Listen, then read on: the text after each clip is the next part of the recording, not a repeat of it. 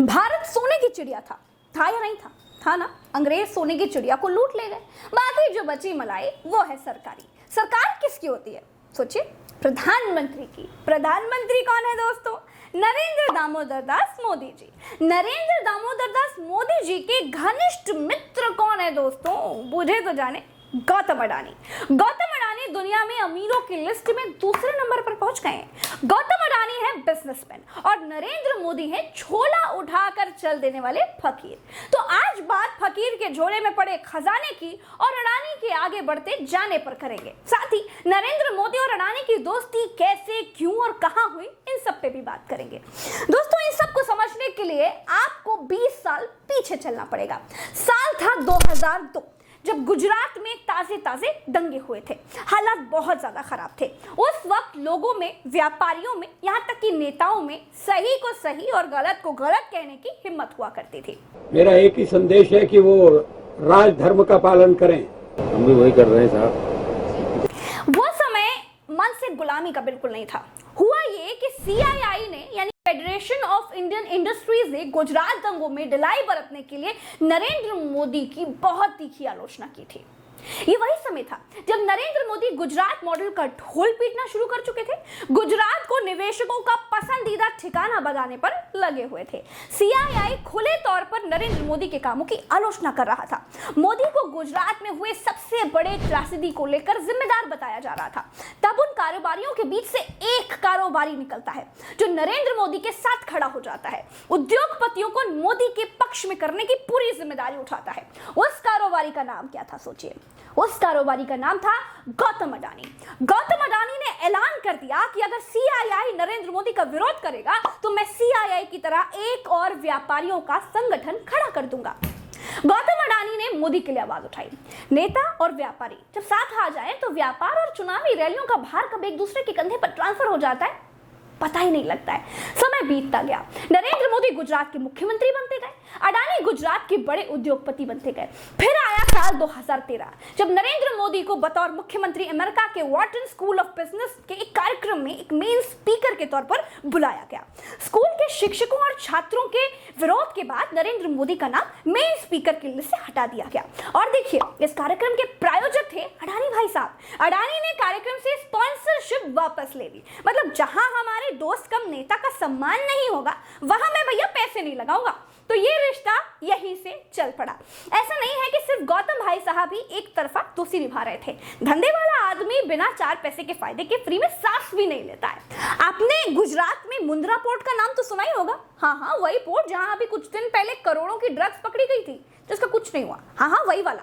उसी मुंद्रा पोर्ट पर यह आरोप लगते आ रहे हैं कि मुंद्रा पोर्ट की जमीन कौड़ियों के भाव गौतम अडानी भाई को दे दी गई।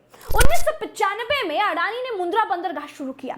यह बंदरगाह करीब 8000 हेक्टेयर में फैला है। आज की तारीख में यह भारत का सबसे बड़ा निजी बंदरगाह है। यहां से पूरे भारत के लगभग 1/4 माल की आवाजाही होती है। गुजरात, महाराष्ट्र, गोवा, केरल, आंध्र प्रदेश, तमिलनाडु और ओडिशा जैसे 7 समुद्री राज्यों में 13 घरेलू बंदरगाहों में अडानी ग्रुप की तूती बोलती है। मुंद्रा बंदरगाह पर दुनिया में कोयले की सबसे बड़ी माल उठाई की क्षमता है। यह बंदरगाह स्पेशल इकोनॉमिक जोन के तहत बना है, जिसका मतलब होता है कि उसकी प्रमोटर सभी कंपनियों को कोई टैक्स नहीं देना होगा। इस जोन में बिजली प्लांट, निजी रेलवे लाइन, निजी हवाई अड्डा वगैरह सब कुछ है। देखिए, दोस्ती तभी चलती है जब हाथ दोनों तरफ से मिले। एक बात तो है, गौतम अडानी ने व्यापार जगत में खड़े होने के लिए मेहनत भी बहुत की है। जैसे अब सब कुछ देश का उनको सौंप दिया गया, शुरू में बिल्कुल वैसा नहीं था। 1978 का साल था। अडानी ने अपनी कॉलेज की पढ़ाई अधूरी छोड़कर मुंबई के हीरा बाजार में अपना हाथ आजमाया। मामला ठीक जमा नहीं। उसके 3 साल के बाद 1981 में अडानी के बड़े भाई साहब ने गौतम को अहमदाबाद बुला लिया। बड़े भाई ने सामान रैप करने वाली प्लास्टिक की एक फैक्ट्री खरीदी थी, लेकिन उनसे वो ठीक से चल नहीं रही थी। वो कच्चा माल लाते या माल बनवाते। अडानी ने कच्चे माल के लिए कांडला पोर्ट पर प्लास्टिक ग्रैन्यूल्स का आयात शुरू कर दिया। 1988 में अडानी एंटरप्राइज लिमिटेड कंपनी बना डाली। सुनते जाइए भाई साहब, कहानी बहुत इंस्पिरेशनल भी होगी, मतलब प्रेरणादायी भी होगी आपके लिए। अडानी एंटरप्राइजेज लिमिटेड ने अलग अलग धातुओं, खेती और खाने पीने के सामान, कपड़े जैसी चीजों की कमोडिटी कमोडिटी ट्रेडिंग शुरू कर दी। अब कमोडिटी ट्रेडिंग क्या होती है? मतलब कुछ मुनाफा लेकर आगे बेच देना। कुछ ही सालों में अडानी मार्केट में बहुत बड़ा नाम बन गए। 1994 में जब गौतम अडानी ने अपना शेयर बीएसई और एनएसई में रजिस्टर्ड कराया था, तब उसकी कीमत 150 रुपए की थी। और आज देखिए, आज की तारीख में आसमान छू रही है। फॉर्च्यून तेल, आटा, चावल, दाल, मतलब जिन पैकेट बंद चीजों पर नरेंद्र मोदी जी ने अभी जीएसटी लगाई है ना, अडानी भैया ये सब भी बहुत तगड़े से बेचते हैं। भारतीय खाद्य निगम के साथ मिलकर अडानी जी के देश में अनाज भरने के इतने बड़े बड़े गोदाम बनवा डाले हैं कि देश का पूरा अनाज उनके गोदाम में भर जाए। आज की तारीख में अडानी एग्री लॉजिस्टिक लिमिटेड देश में भारतीय खाद्य निगम और मध्य प्रदेश सरकार के अनाज को अपने गोदामों में रखता है। भारतीय खाद्य निगम का 5 लाख मीट्रिक टन और मध्य प्रदेश सरकार का 3 लाख मीट्रिक टन अनाज अडानी भैया के गोदाम में है। आंदोलन वाले किसान कह रहे थे कि अडानी भैया को अनाज खरीदने में ज्यादा मशक्कत न करनी पड़े, इसी के लिए किसान कानून लाया जा रहा था। दोस्ती हो तो ऐसी हो, वरना ना हो। जिस व्यापारी का दोस्त प्रधानमंत्री हो, उसको तो लगता ही होगा मैच भगवान है। 7 सरकारी एयरपोर्ट के मालिक अडानी जी हैं, मतलब बनाती सरकार जनता के पैसे से है और चलाने के लिए अडानी जी को दे देती है। चलाने में ही सरकार की जान सूख जाती है, पता नहीं क्यों। कई सरकारी कंपनियों को अडानी जी ने ले लिया है। अरे चलाने के लिए आप सोच रहे हैं मोदी जी चला रहे हैं और मोदी जी सोचते हैं अडानी जी चलाएं। कई कंपनियां बर्बाद होने की कगार पर हैं। जब हो जाएंगी तो नॉन प्रॉफिटेबल बताकर उधार से पैसे लेकर टर्न कर दी जाएंगी। उसके बाद अडानी भैया मुर्दा सरकारी कंपनियों में प्राण फूकेंगे। अब कितना बताएं, ये समझ लीजिए, अडानी भैया भारत के कण कण में है। खाने में है, तेल में है, खेती में है, बिजली में है, गैस में है, गुजरात जॉइंट्स खरीद कर खेल में है, अंबुजा सीमेंट में है, एसीसी सीमेंट में है, और मैं जितना नहीं भी बता पा रही हूँ ना, उन सब में है, पूरे ब्रह्मांडे में है, समझ लीजिए। लोग नरेंद्र मोदी और अडानी की दोस्ती से बहुत जलते हैं, लेकिन ऐसी दोस्ती होनी चाहिए। यार मेरी जान, यार के लिए सब कुर्बान। अडानी भाई अपने प्राइवेट जेट से यात्राएं करते हैं। इन जेटों में एक बॉम्बार्डियर, एक ब्रीचक्राफ्ट और एक हॉकर शामिल है। सबसे सस्ते प्राइवेट जेट की कीमत भारत में लगभग 15 करोड़ है।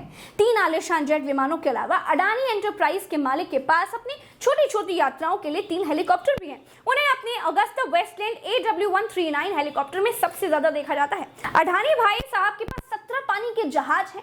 मुंबई, अहमदाबाद, जयपुर, लखनऊ, गुवाहाटी, तिरुवनंतपुरम और मंगलुरु जैसे 7 सरकारी हवाई अड्डे अडानी भाई साहब के पास है। अडानी भाई साहब इंसान नहीं है, साक्षात देवता हैं, देवता। अब उनकी संपत्ति 155.7 अरब डॉलर हो गई है। गौतम अडानी गुजरात के व्यापारी हैं और अमीरी के मामले में दुनिया के दूसरे नंबर पर आते हैं।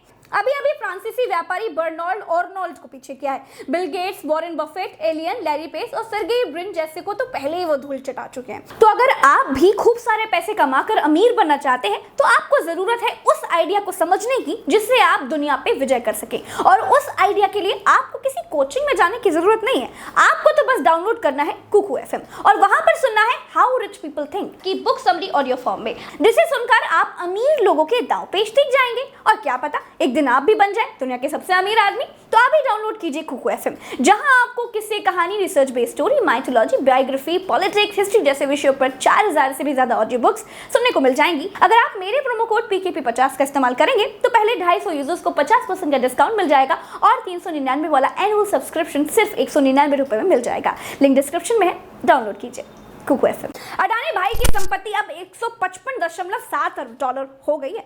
इसमें कितने जीरो होते हैं कमेंट में जरूर बताइएगा, तभी मानूंगी कि जिस भारत देश ने जीरो का आविष्कार किया हो उस भारत देश के लोग जीरो गिन पाते हैं या नहीं। और वैसे भी जब आपको जीरो करके किसी एक को हीरो बनाया गया हो तो खाली समय में कुछ जीरो ही गिन लिया जाए। यह भी शर्म की बात है कि जिस देश का एक व्यक्ति दुनिया में अमीरी के मामले में नंबर 2 पर है, वो देश भुखमरी के मामले में 116 देशों की सूची में 101 नंबर पर है ना चमत्कार? तो नमस्कार कीजिए फिर। दुनिया में 273 अरब डॉलर के साथ एलन मस्क एक ही आदमी है जो गौतम भाई से आगे रह गया है।